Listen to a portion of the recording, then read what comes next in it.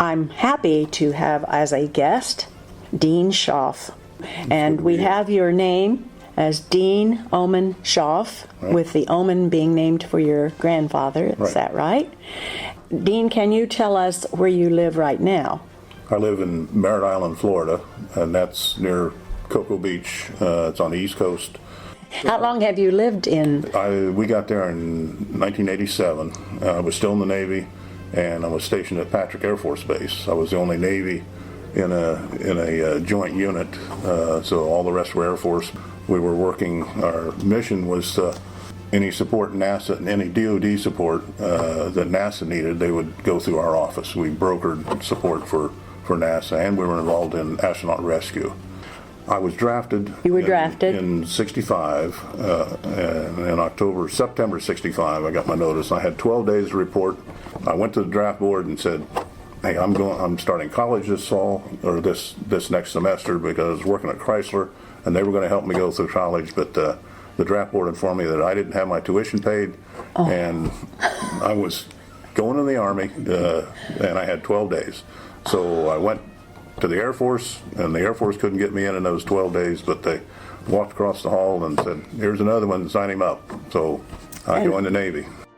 And then a good friend of mine, still a good friend, is Bill Burzbach. He's a financial counselor or manager in Kokomo, Liberty Finance, and he was there. So I got to be friends with him, and we're still. I just had dinner with him the other night. We're still friends.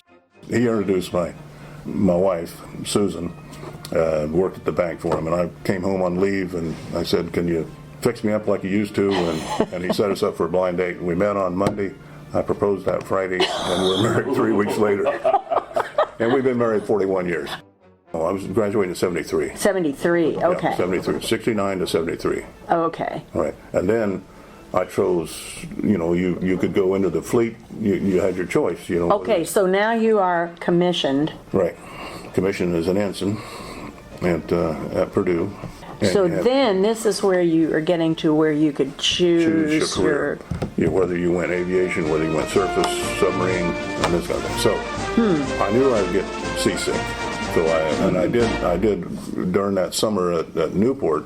We went out. We had some that had 65-foot YPs, or yard patrol boats. Then we took one weekend. We sailed to Nantucket for the weekend with 4 of those ships, and I got deathly ill. Oh, and so I said, well, that surface isn't for me, and I really wanted to fly. I wanted to be a pilot, and I put in for pilot training, but they turned me down because I was too old.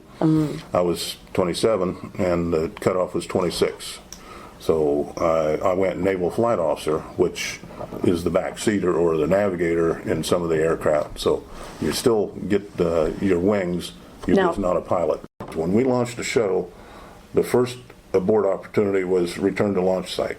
It could do a maneuver, and it wouldn't get into space, so it could turn around and come back and land right at Kennedy Space Center. So we supported that. The next option was, if it happened going up and they had lost an engine or something, and they couldn't make it overseas to the emergency landing site or in Europe, they could land along the East Coast. So they had all kinds of East Coast launch abort landing sites. The first one being Cherry Point, and then Myrtle Beach and Dover, all the way up into Canada. We had 5 sites in Canada that we could land at. I got to meet every crew, and the one that I particularly remember was the Columbia crew, and Rick Husband was the commander of that, and there was a Navy guy who was a pilot. Brown was a Navy guy on there, but I knew, and the Israeli astronaut, I got to meet him, but that's the crew that perished then.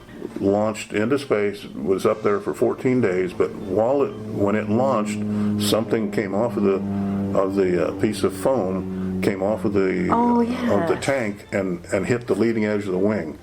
So they didn't know it. The crew didn't know that they had this compromised face of the wing. They didn't know they had a hole in the orbiter. So when they came back into Earth's orbit, they started getting indications of high temperatures and everything, and we've listened to the tapes and everything, and I've seen the video of the through the windscreen. You can see the ionic, when it comes back through the atmosphere, there's a glow and everything, and you hear Rick Husband, the commander, says, "Boy, it's a good thing we're not out there." And shortly after that, they were, because they lost it was in the hole was in the left wing, and it basically melted it from the inside out, and it was melting and coming up against the vertical stabilizer. And because we recovered all this stuff after it fell into Texas, but they at about 200,000 feet on the way back in, it came apart.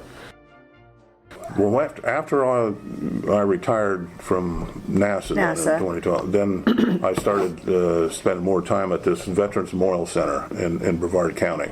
But I got involved there and eventually I was a museum curator. We'd applied for a grant to build a new museum or build onto our facility.